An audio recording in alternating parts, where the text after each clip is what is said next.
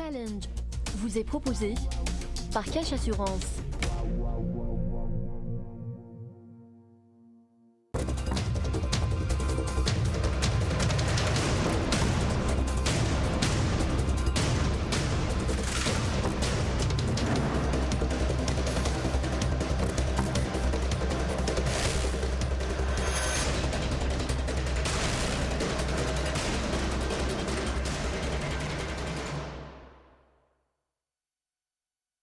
Mesdames, Messieurs, bonsoir et bienvenue sur Challenge. Think Tanks, ce sont littéralement des réservoirs d'idées qui ont le vent en poupe à travers le monde et chez nous, ils tentent de se faire écouter chaque jour davantage en proposant des idées novatrices afin de changer ce qui ne va pas ou ce qui pourrait aller mieux dans différents domaines. Mais voyons avec nos trois invités ce que proposent ces think tanks, quel rôle jouent-ils dans notre société ? Quelles ambitions les animent? Sont-ils réellement influents? Nos politiques, nos sphères économiques les écoutent-ils? Ou ne prêchent-ils en définitive que dans le désert? Nadir Lagoun, vous représentez ici ce soir le Cercle CARE. Vous êtes par ailleurs le fondateur de l'Institut ISTAM, conseil et formation professionnelle en management notamment. Mabrouk Aïb, vous êtes le représentant ici du mouvement Nebni. Vous êtes par ailleurs son président, vous êtes le président de Nebni, vous êtes par ailleurs donc polytechnicien et le country manager de SAP, leader mondial de la transformation digitale. Et vous, Farhata Itali, vous êtes analyste économique bien connu, vous ne représentez apparemment que vous-même, même si vous avez beaucoup de fans qui suivent très attentivement ce que vous dites. En fait, un réservoir d'idées à vous tout seul. Alors, Nadir Lagoun, une université en Pennsylvanie, aux USA, a décidé de rallier près de 7000 think tanks autour d'un index à travers le monde et a même décidé de célébrer la journée des think tanks ce 30 janvier.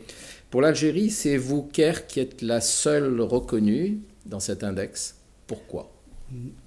On n'est pas la seule qui a été reconnue, puisque Nebni a été également recensé, et puis également d'autres. Mais en fait, on était le premier, CARE a été le premier think tank algérien qui a été recensé par l'Université de Pennsylvanie dans son programme, le Think Tank and Civil Society Program, qui recense les 7000, en fait exactement 6850 think tanks à travers le monde. Alors, vous existez depuis quand et qu'est-ce que vous avez fait depuis ? Et avec quelle vocation? Vous parlez de CARE. De CARE. CARE existe depuis près d'une quinzaine d'années. Il a été créé orienté entreprise, puisque c'est le cercle d'action et de réflexion par l'entreprise. Il est composé de membres qui sont soit des chefs d'entreprise, soit des consultants.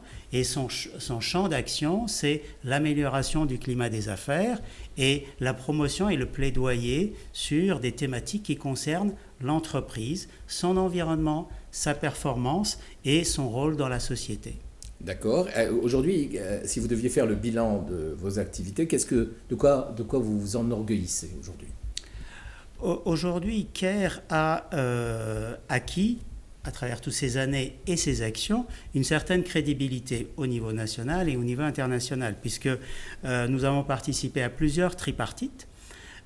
Nous sommes reçus par les différents ministères en fonction des sujets qu'on a à traiter et on a agi, par exemple récemment, on a été consulté lorsqu'il s'agissait de publier la nouvelle loi sur le numérique et on a fait des propositions étayées avec des critiques et des D'accord, vous avez aujourd'hui le sentiment d'avoir été écouté ou d'être écouté de mieux en mieux. Sur cette thématique de la loi numérique, je ne sais pas pourquoi elle a été retirée, mais il était clair que quand nos représentants, avec d'autres, ont rencontré la commission de l'Assemblée nationale qui étudiait le texte, le président de la commission a reconnu que l'apport de CARE et des autres personnes qui ont été consultées à ce moment-là a été fondamental et ils auraient dû les consulter beaucoup plus tôt.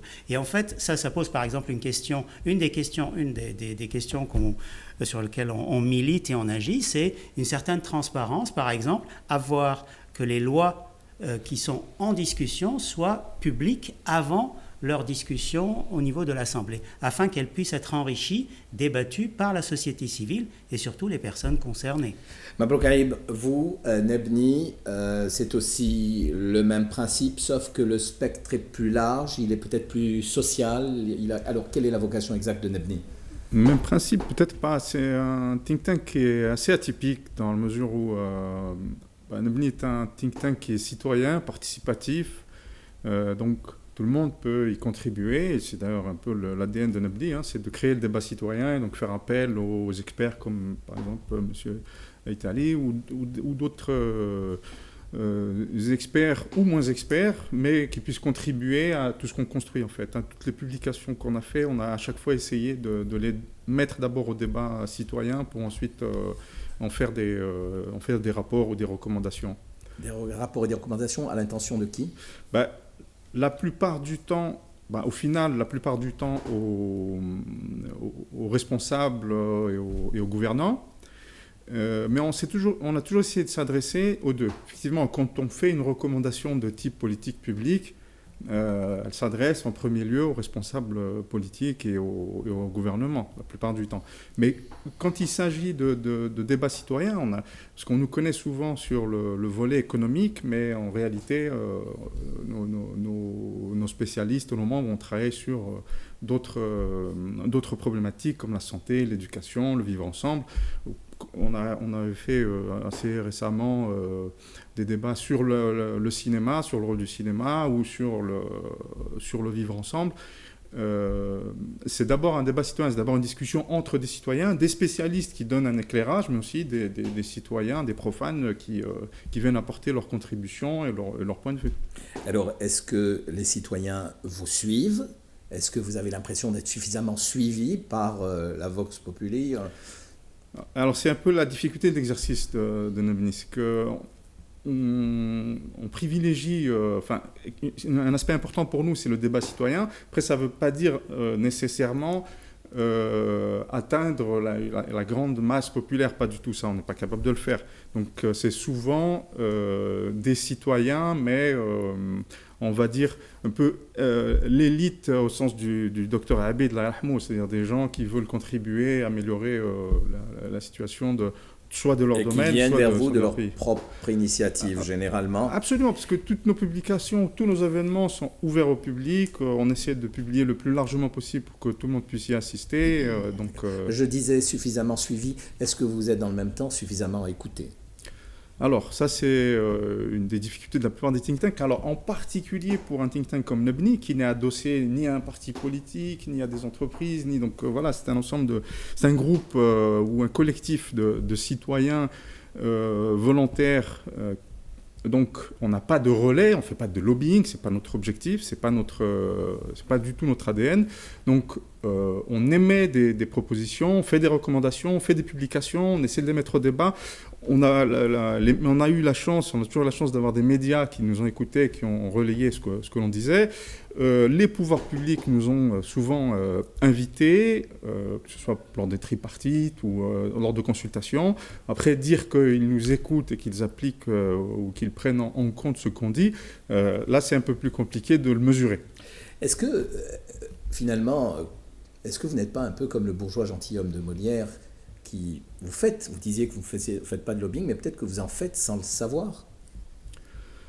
Et est-ce que vraiment vous voulez défendre de faire du lobbying? Vous vous défendez d'en faire? Ou vous voudriez bien en faire? Alors, c'est ni l'un ni l'autre, j'allais dire. C'est qu'on n'a pas la capacité, donc à partir du moment où on n'a pas la capacité... Et pourquoi vous n'avez pas la capacité? Pourquoi vous n'avez pas la capacité? C'est pas dans notre logique. C'est pas dans notre logique. Nous, notre objectif, c'est de faire un plaidoyer, effectivement. Et c'est un plaidoyer dans l'intérêt général. C'est-à-dire qu'on n'est pas en train de défendre une partie ou une autre. On essaie le plus possible. C'est pour ça qu'on est très ouvert. C'est pour ça qu'à l'intérieur de Nebni, vous allez retrouver des membres qui sont en réalité très, très différents en termes de point de vue, de sensibilité. Si on parle d'économie, par exemple, vous allez trouver des gens qui sont très, très à gauche, des gens qui sont à droite. Et il y a toujours un tumulte et ça finit par de discussion. Et on finit par se mettre d'accord sur ce qui est l'essentiel. Parce qu'il y a des urgences, vous le savez, monsieur Sifarhat pourrait en parler très longuement, il y a des sujets d'inquiétude. Mais est-ce qu'au sein même de vos organisations, bon, il y a une certaine, apparemment, démocratie participative, mais en même temps, est-ce qu'il n'y a pas, justement, là aussi, des lobbies au sein même de vos organisations, c'est-à-dire des gens qui ont plus d'influence? Ou est-ce que c'est vraiment géré de manière démocratique? Je peux dire quelque chose.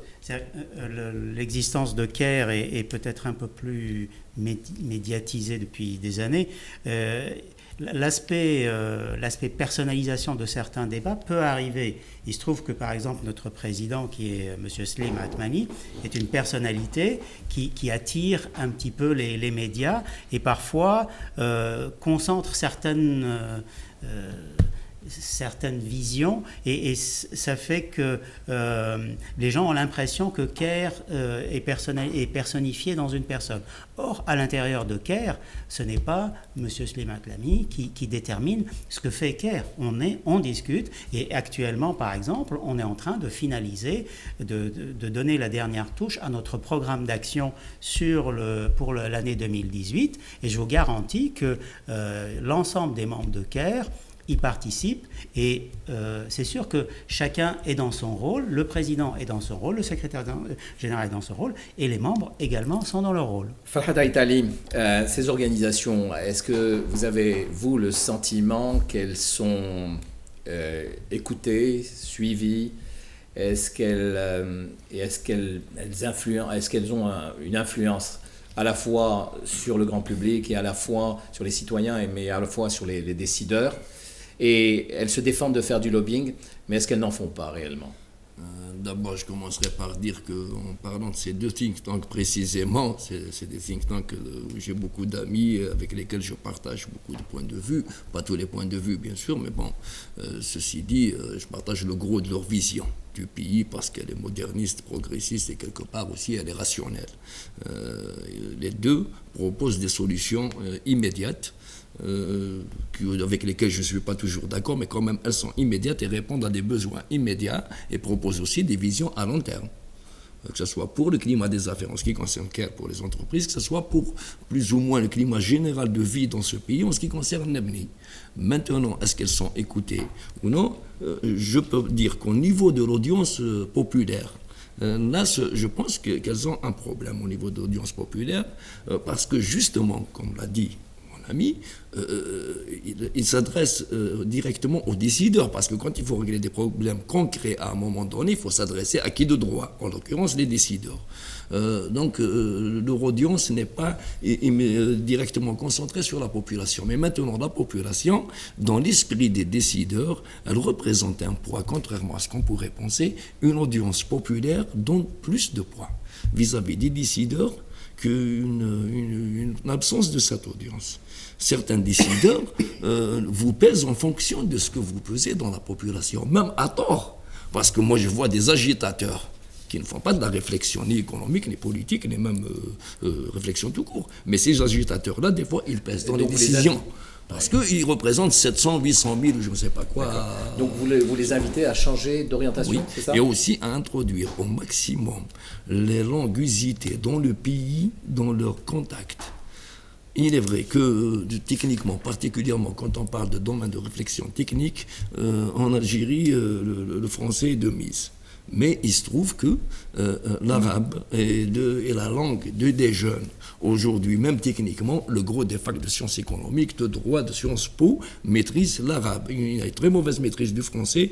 Donc, en matière d'audience, moi, je l'ai constaté, mon audience personnelle, dans la rue, Kidjika Djouza, ce n'est pas parce qu'elle comprend un français académique.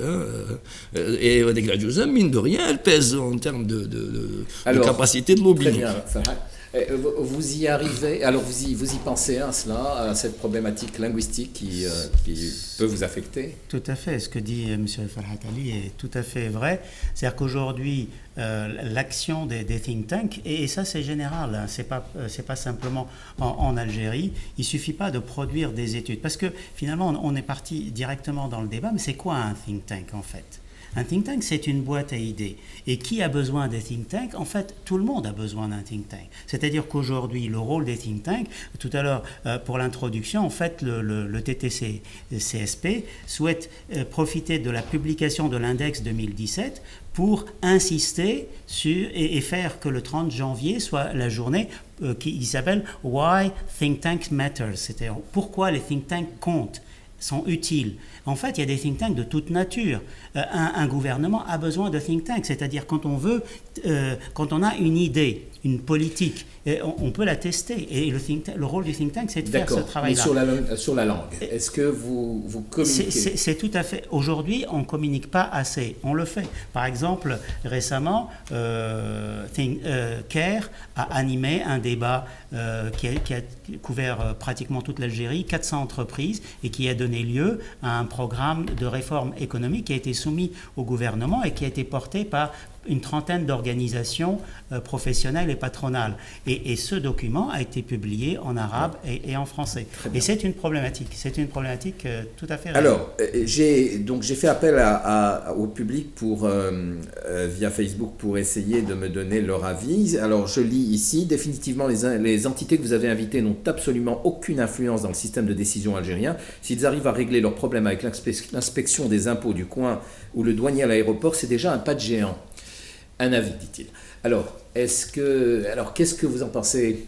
Est-ce que... Là-dessus, je pense que tout le monde a quelque chose à dire, mais ce que je vais dire, quand on dit qu'il y a 6 000 ou 7 000 think tanks dans le monde, savez-vous combien il y a de think tanks aux États-Unis, par exemple? Il y en a 1350. Combien il y en a en France? En France, il y en a 180. En Iran, il y en a 59. Et en Algérie? Et en Algérie, il y en a 6 ou 7, et beaucoup de ces think tanks ne sont pas très agissants, ou voire inactifs. Et peut-être leurs publications ne sont pas mises sur la table et ne sont pas discutées. Ouais. Donc aujourd'hui, les think tanks sont utiles. Et on confond think tank et parti politique. Un think tank n'est pas un parti politique. Par contre, il peut alimenter, c'est le rôle c'est les propositions qu'a proposé Nebni, elles ont été soumises aux partis politiques, à eux de se les accaparer. Maintenant, peut-être que la Vox Populi est un peu déçue. Elle est déçue par ces think tanks qui produisent des idées intéressantes et qui ne les voient pas matérialisées, et déçue par ces politiques qui ne produisent pas d'idées. Et aussi parce qu'elle ne se reconnaît peut-être pas en vous. Ce que je voulais rajouter, par exemple, regardez en Algérie, quelle est la politique économique des partis qui sont aujourd'hui actifs. On la voit nulle part, elle est nulle part matérialisée. Et ça, c'est pas normal. Très bien, Nadir Agoun. On marque une pause publicitaire et on revient sur ce débat dans un tout petit instant.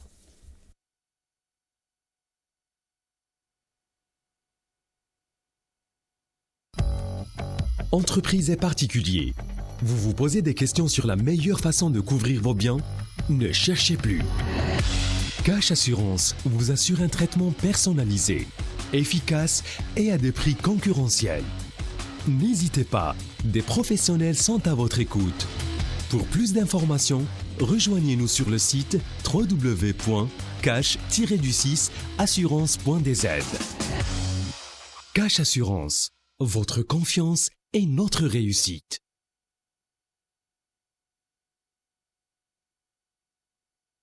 Retour sur le plateau avec nos invités pour évoquer la question et le rôle des think tanks en Algérie. Alors je lis encore un commentaire. Non, les think tanks ne sont pas influents du tout chez nous. Ça sert seulement de soupape d'évacuation du stress et du désarroi.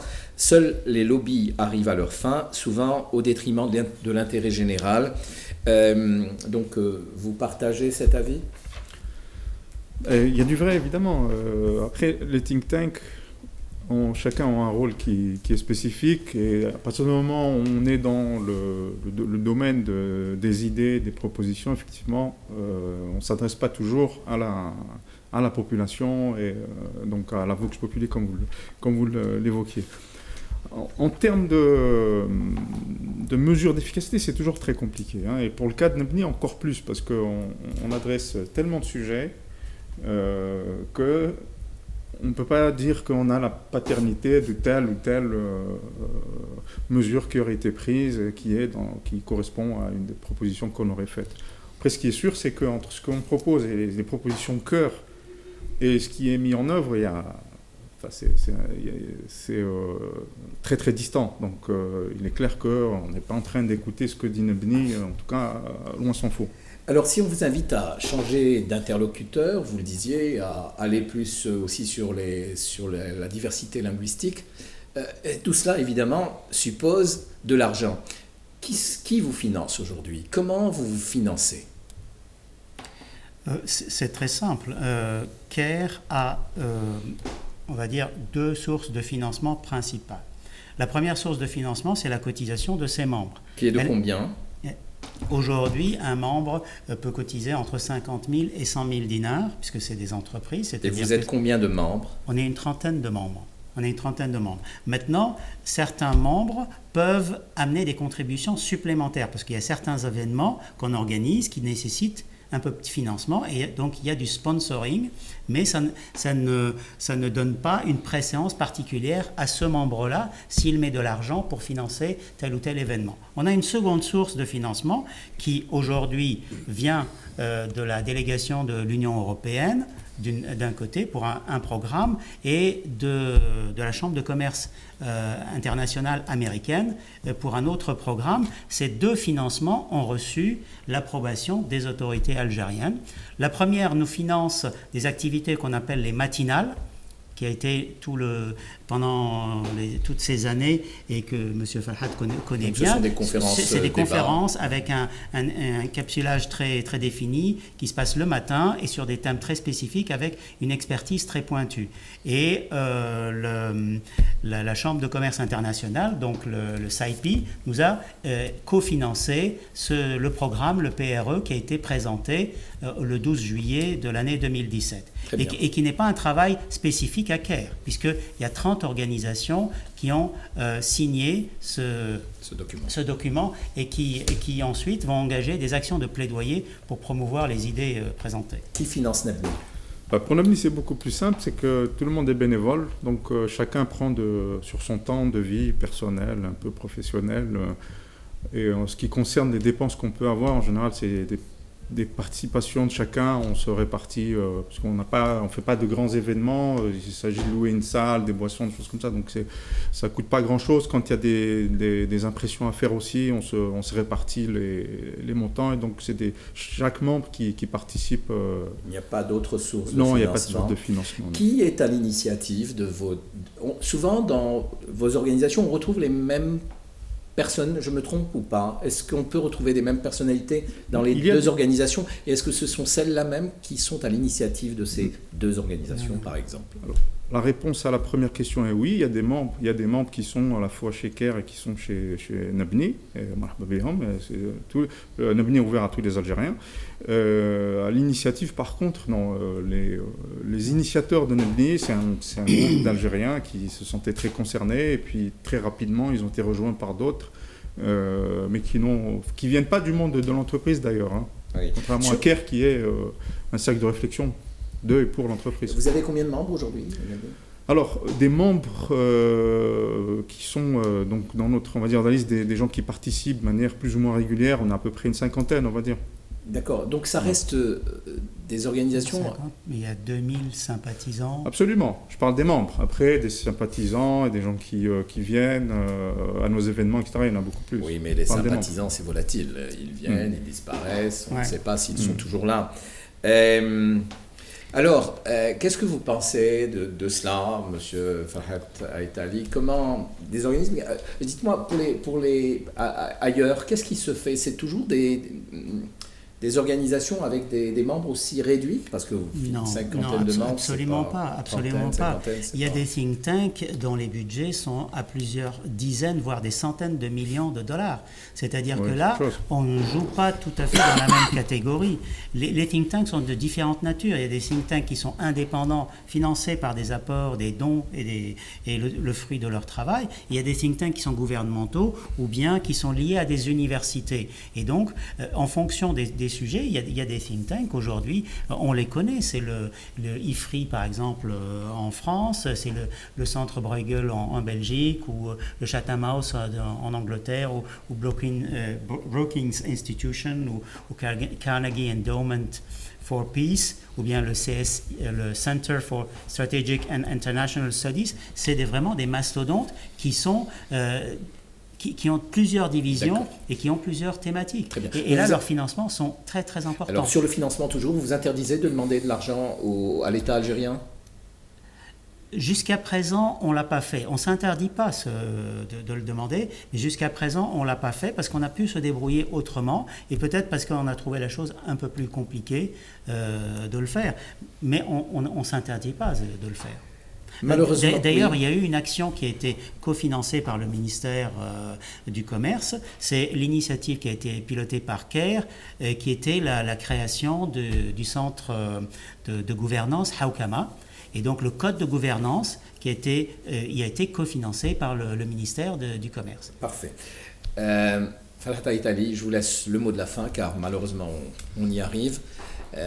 Alors, qu'est-ce que cela vous inspire après avoir écouté Je voudrais juste signaler que nous demandons à nos think tanks nationaux d'être aussi puissants que ceux des États-Unis, alors qu'aux États-Unis, c'est les gouvernements et les décideurs, même économiques, qui sollicitent les think tanks avec des moyens énormes. Ici, c'est des citoyens, qu'ils soient entrepreneurs ou non, qui ont pris sur leur temps, pratiquement leurs obligations, de tracer un cap qui vaut ce qu'il vaut, mais c'est un cap.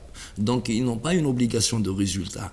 Ils ont rempli l'obligation, justement, de transmettre le résultat de leur pensée. Et c'est déjà beaucoup. Les résultats, ça viendra après, quand la population comprendra, justement, l'utilité des think tanks en question. Messieurs, je vous remercie. Je sais que c'est trop court. On n'a pas assez parlé de vos projets. Je vous promets de vous retrouver bientôt dans une prochaine émission pour voir un petit peu quels sont les projets qui nous attendent. Je vous souhaite bon courage à tous. Mesdames, Messieurs, merci de votre attention. Je vous dis à la semaine prochaine avec un sujet délicat. On parlera de l'autisme. Alors, évidemment, on est plus proche du médical, de la santé que de l'économie, mais justement, nous verrons quels sont les besoins économiques qui peuvent entourer cet état-là et pourquoi et comment cela fonctionne-t-il. Je vous remercie de votre attention. À samedi.